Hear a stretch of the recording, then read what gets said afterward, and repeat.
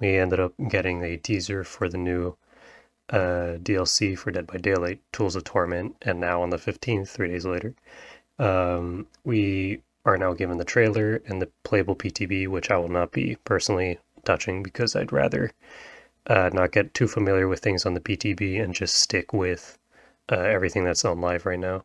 So that way I could get used to things on the live servers rather than getting used to things that are on the PTB. So that way I know like like how to play and what to expect because I don't know what they're going to change from the PTB to the live, right?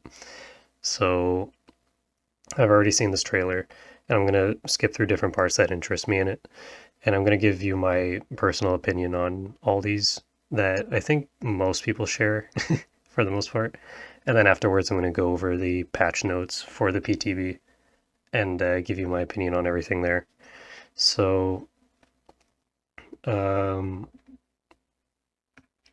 so to start off, we are given the scene of the killer herself messing with a skull and using different equipment in order to modify the skull into a drone that she ends up using with her power.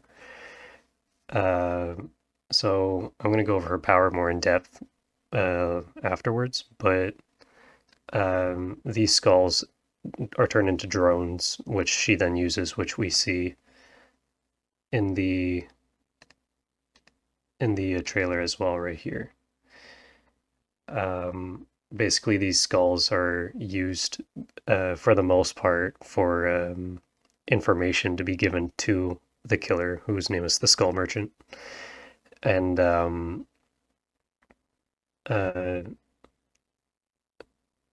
it's used in different ways for the Skull Merchant to get information. There's a whole radius that it covers that changes if it detects a survivor in it. Um, and This is what the drone itself looks like. And I know that the survivor is able to fiddle with it as well, but with with a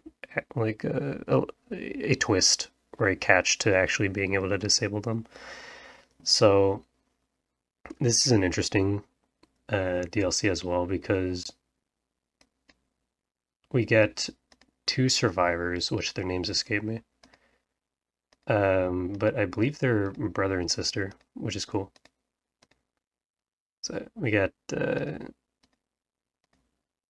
sister here and the brother here. So there's going to be two survivors added into the game with this DLC and one killer. And also a neat thing, as we see here, is a change to one of the maps, Shelter Woods, which is a Macmillan map originally, and it was very basic, but they have modified it to turn it into a map made for um, the Skull Merchant. So it is really cool how they did it. It's really cool that we see her, how she goes about testing her various ways of or various tools and whatnot on practice targets. And at the very end, well, not at the very end, but over here about, we're actually given a full view of the Skull Merchant herself, and this is where a lot of people, including myself, have an issue. So in the teaser, we were given the skulls as she was working on earlier in the trailer. Um, we were also given various audio clues of like mechanical parts moving around, a lot of tools being used, as is in the name. Uh, this is not what people expected, and it's certainly not what I expected at all. Um, we Everyone was basically expecting some sort of robot, some sort of android, some sort of cyborg, some along those lines. Um, we were not expecting just like a plain woman, honestly. Design wise, she is extremely underwhelming. It's just a woman with a mask on and a really cool looking weapon on her arm. And that's basically it. It's very underwhelming compared to what people have been wanting or what people have been expecting from this. And I was expecting some sort of like not Terminator, but a like some sort of robot, um, some sort of AI controlled something. This was definitely not what people were expecting, and wasn't what I was expecting. And unfortunately, it's a big letdown for me. But it is what it is. Her design is very, very underwhelming in general. I don't know. It could be a situation where, um, okay, there are other names, Talita and Renato. But anyway, it could be a situation where people at first were not excited about the Trickster because of his K-pop influence and because of his like relative normal stature in comparison to everyone else as a pretty basic human. So who knows? At first, people didn't like the Trickster, but he started growing on people. I think it might be the same with Skull Merchant. I don't know. At first glance, design wise, I am not impressed. Right? This is very plain. It's not in a realm where there are normal humans, yes, but for the most part, there are more monstrous, more super or abnormal qualities to people, to the killers in specific. This is a very big letdown when it comes to design. The survivors look fine. The survivors are survivors, right? They're not going to change. Um, they do kind of give off like a like surfer Hawaiian vibe, especially Renato, I think. Um, yeah, Toledo and Renato look fine. It's really the big problem is the Skull Merchant, right? I think that's what it is with the designs. The weapon looks cool, and the drones themselves look really cool, but you know, all you're doing is connecting a drone, or all you're doing is duct taping a skull to a drone and then chucking it in the air. It's very it's very something. But that's just my opinion on the design of the characters. I think they're fine, except for a Skull Merchant, which is a big under, which is pretty underwhelming. But let's move on to the notes so we could actually read about the perks and how the Skull Merchant uses her power. All right, so here we have all the perks for everyone. So I'm going to start off with the Skull Merchant. So her first perk is Game of Foot. While you're chasing the obsession, the perk activates. Damaging generators and destroying breakable walls and pallets gives you a 5% haste status effect for 8 to 10 seconds. Whenever you hit a survivor with the total most time in chase with a basic attack, they become the obsession. This killer can only be obsessed with one survivor at a time. So we get another obsession perk. It seems to be maybe a tad better than most obsession perks. I would really like to see how this perk fits with Nemesis. Being able to use the effects of Nemesis and this at the same time would be very interesting, in my opinion.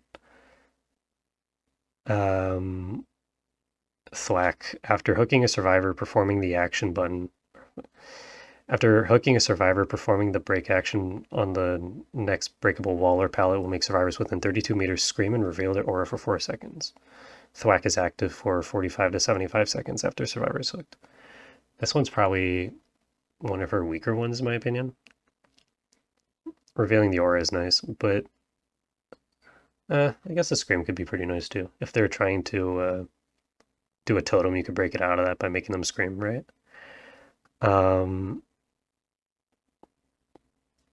Active for 75 seconds. It's not a cooldown though, right? Would it like reactivate after hooking someone else? Because I know that True Talent ended up having that thought for Thwack. And I think the same thing for Leverage as well. It's definitely an interesting perk. I don't know if it's insane. I know it's not insane, but I don't think it's terrible either. We'll just have to see how it works, I guess. Same for leverage. Each time you hook a survivor, gain 1 token, up to 10. When you hook a survivor, this perk activates for each token, reduces the speed at which survivors heal by 3, 4, 5% for 30 seconds. So for up to 10, reduces the speed at which. So at so if you have leverage at in like the purple perk tier, right? Tier like perk tier 3, and then you end up getting all the way up to 10 stacks. That's a 50% decrease to healing speeds.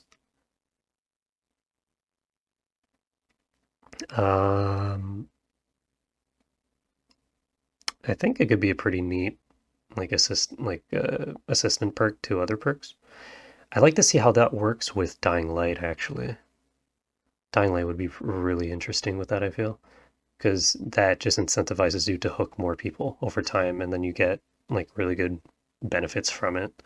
And at one point, after hooking enough survivors, you end up canceling out the extra healing bonus that the obsession would get using Dying Light. So I think that would be pretty interesting, actually. I think that's a good idea. I should try that when this comes out, because as I said, I'm not doing the PTB playing myself. I'll let everyone else like suffer. Overall, the perks for the killer is not definitely not insane. I don't think they're terrible either. I think they may hover around like mid tier, right? These are pretty mid tier perks. None of them are like insane fucking eruption, scourge hook, deadlock, anything like that. But I don't think they're unrelenting either. So they're still probably usable, maybe niche in some builds, but who knows. New survivor Toledo Lyra. So perk Cut Loose. After performing a rush vault in a chase, this perk activates. While active, your rush vaults are silent for up to 4, 5, 6 seconds. And successfully performing a rush vault during that time resets the timer. This perk goes on cooldown for 45 seconds. After performing a rush vault in a chase, so you have to be in chase in order to actually do this, where in quick and quiet,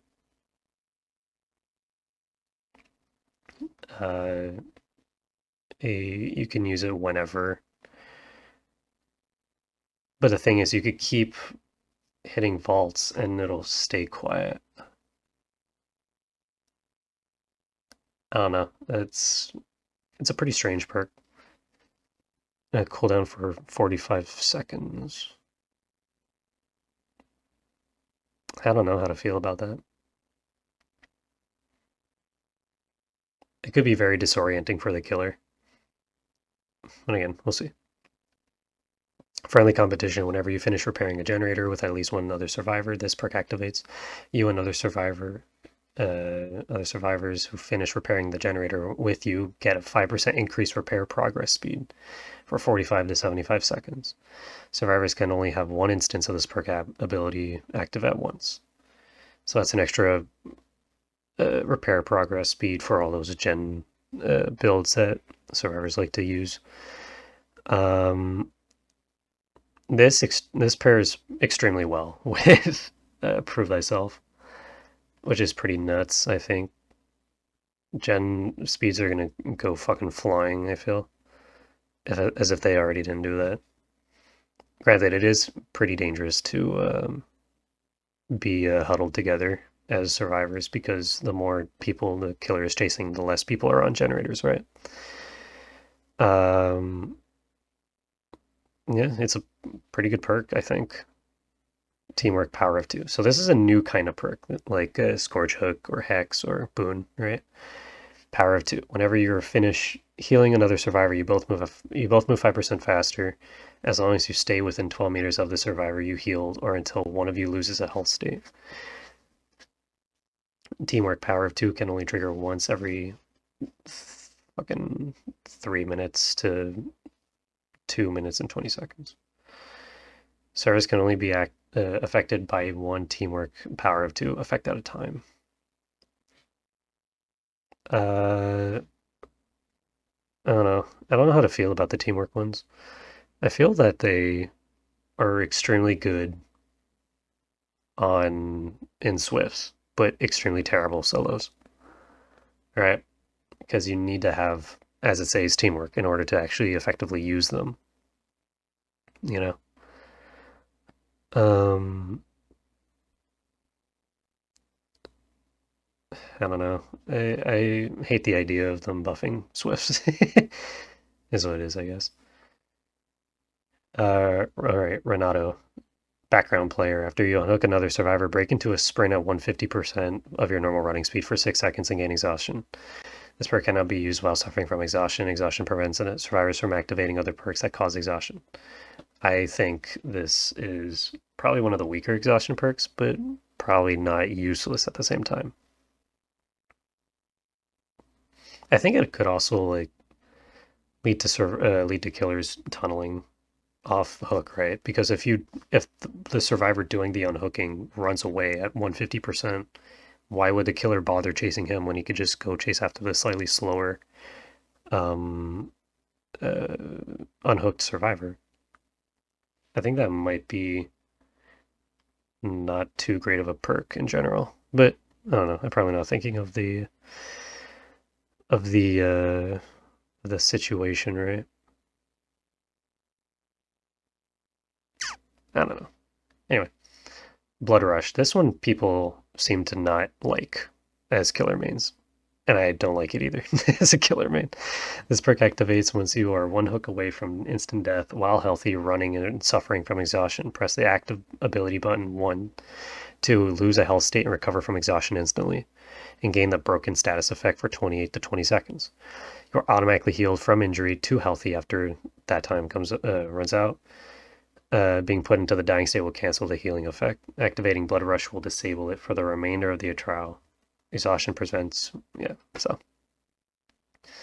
Uh, Basically, while you're one hook away from death, you get to use exhaustion perks twice and stay broken for 20 seconds and then heal from broken after that 20 seconds, like a renewal. I think this is going to be very gross for not sprint burst because you need to at least charge that up, and not dead hard eater because of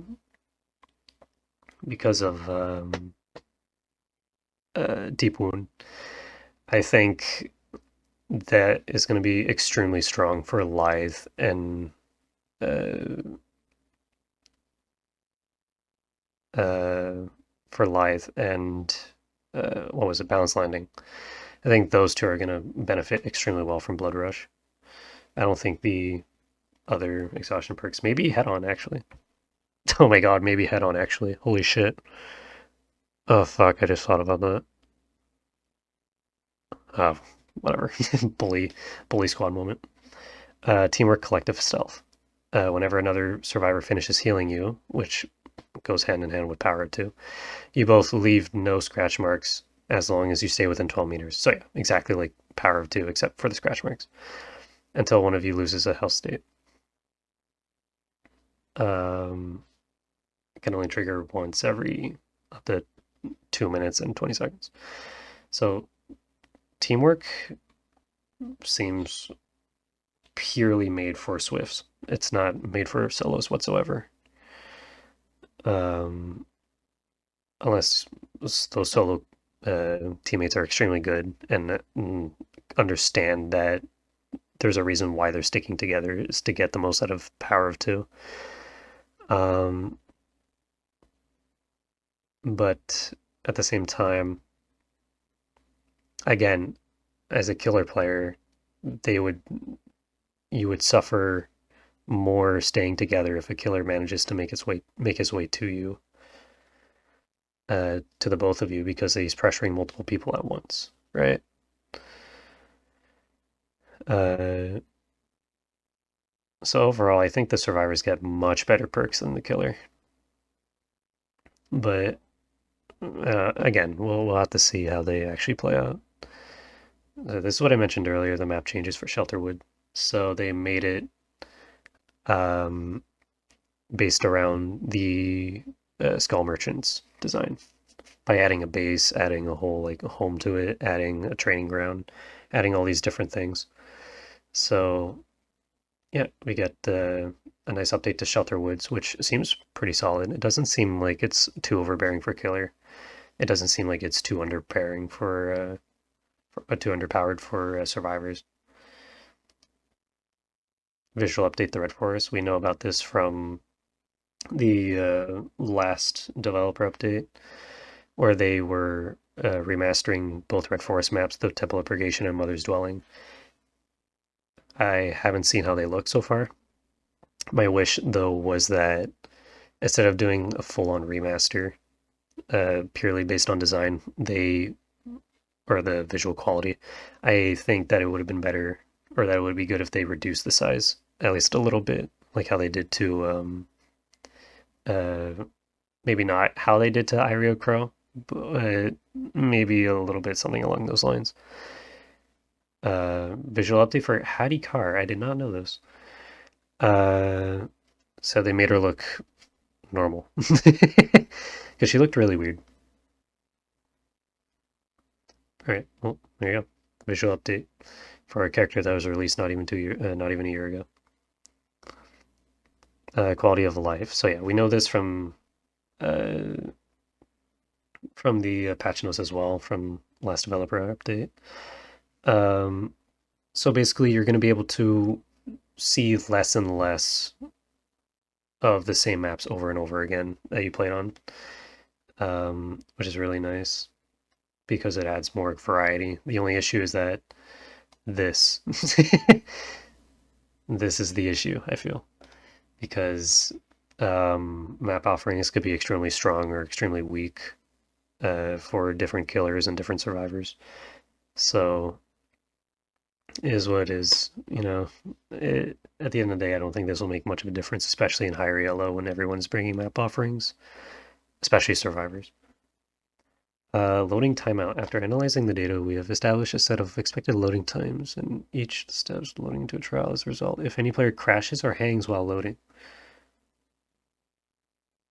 Okay, that's nice, because loading into a game while someone crashes, you have to sit there for like 2 minutes or some shit. So it's really annoying. But this is it's a nice quality of life. Reporting players. We may know that sometimes you may face unsportsmanlike behavior even before a match. We have now added the option to report a player from the online lobby. Cool. I don't know if that's going to be the same for Killer because I don't think Killer could know what the survivors are saying in their chat. So that's probably just going to be for Survivor only. Hopefully they don't abuse that to just troll people. So we know these two from the developer update as well. They removed the cooldown for any means necessary, buffing it, and they nerfed Eruption by doing a Pop Goes the Weasel and removing the um, uh, incapacitated effect and replacing it with a Scream and or a Reveal. So that's neat. It's a pretty significant nerf. The reason why people run that is because of the incapacitated effect.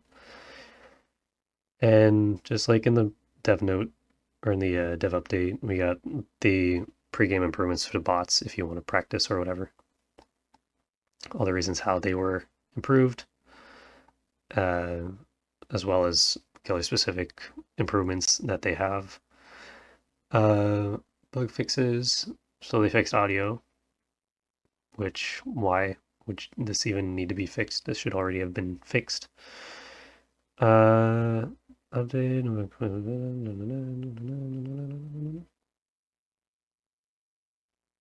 How the fuck is this still happening? This killer's been out for 4 months. um,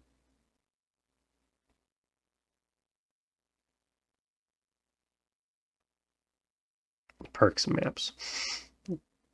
Nice. Because I now consistently open the character info while in the lobby. Alright, known issues. The drone scan lines can be seen through some breakable walls. Okay, so the scan lines are not supposed to actually go through the walls.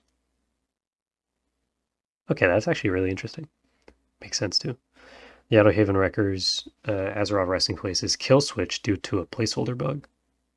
What do you mean a placeholder bug? Whatever. The perk Blood Warden is kill switch due to a bug. Cool. Old shit getting broken because new shit. Nice code, jackass.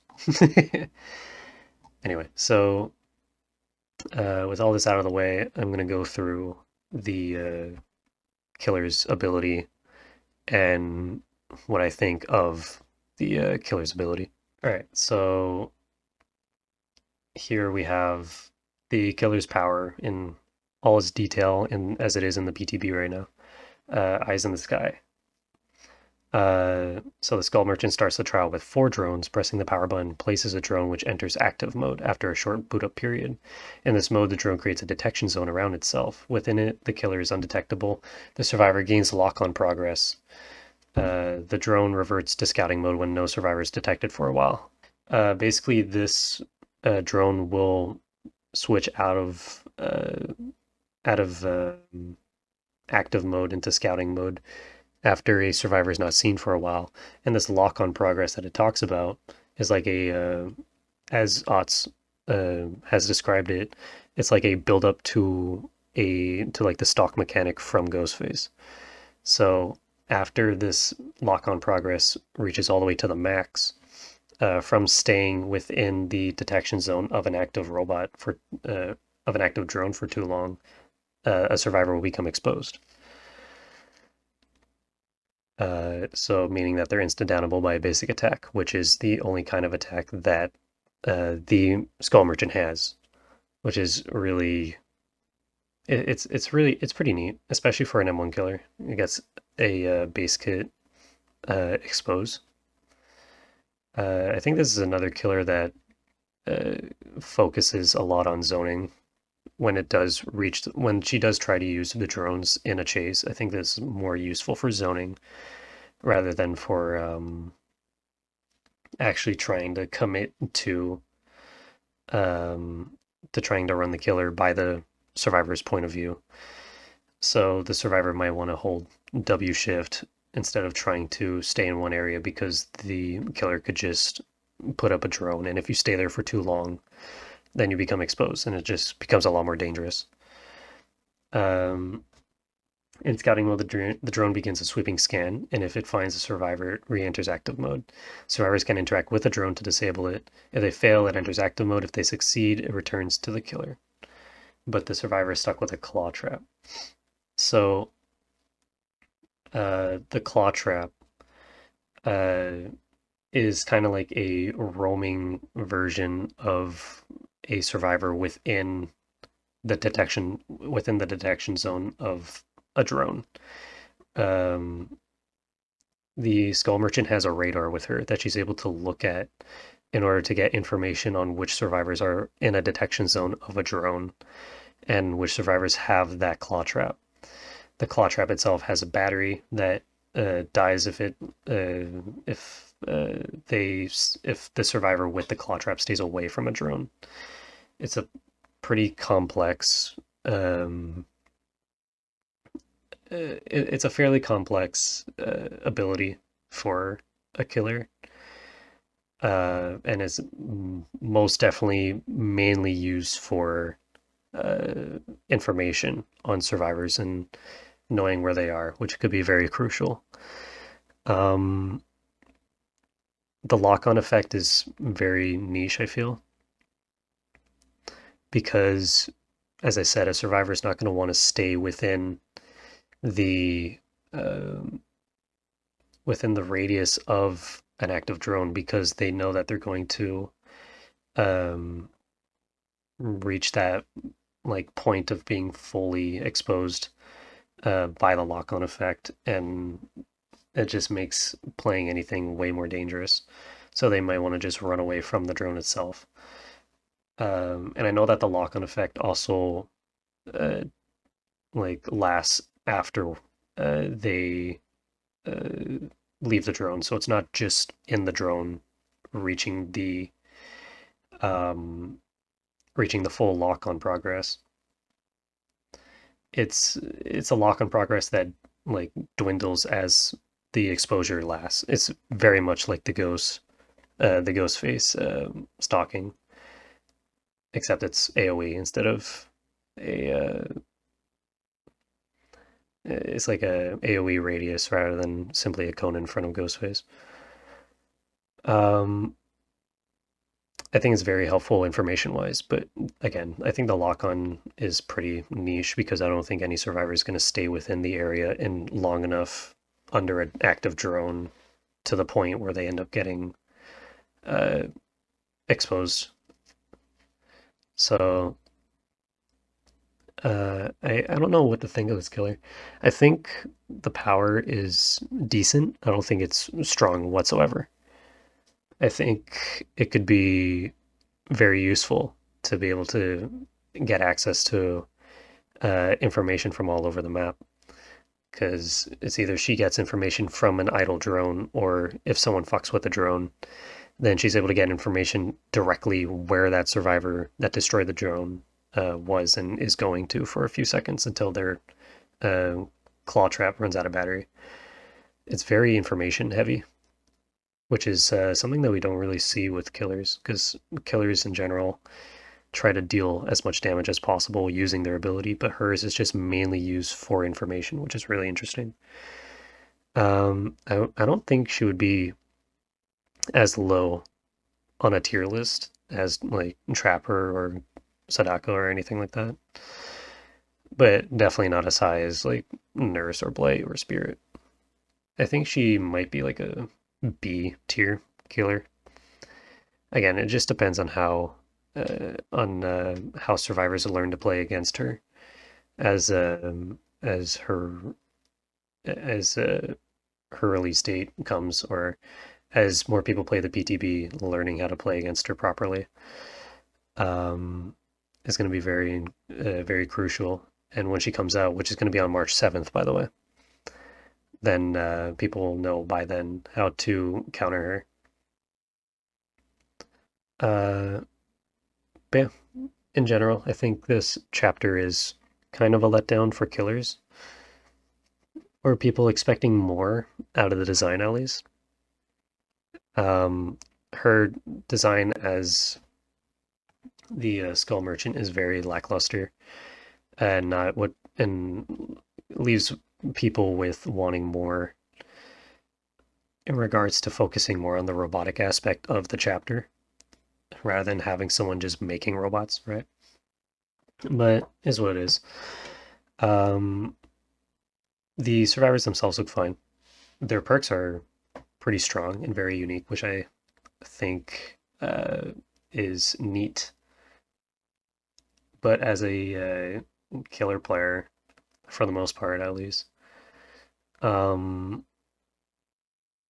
seeing survivors be given these extremely uh, these extremely useful perks and being able to utilize exhaustion perks way more with the advent of Blood Rush.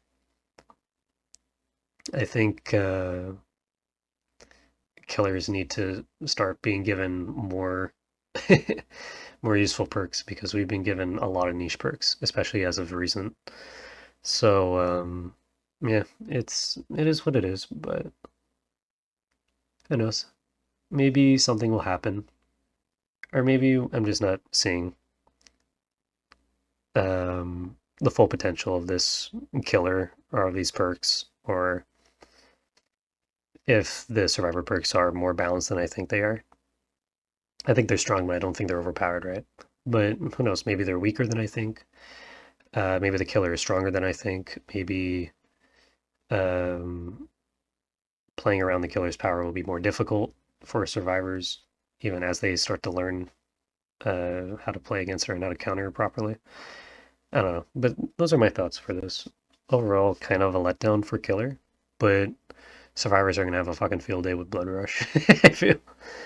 Yeah, is what it is. But yeah, those are my thoughts.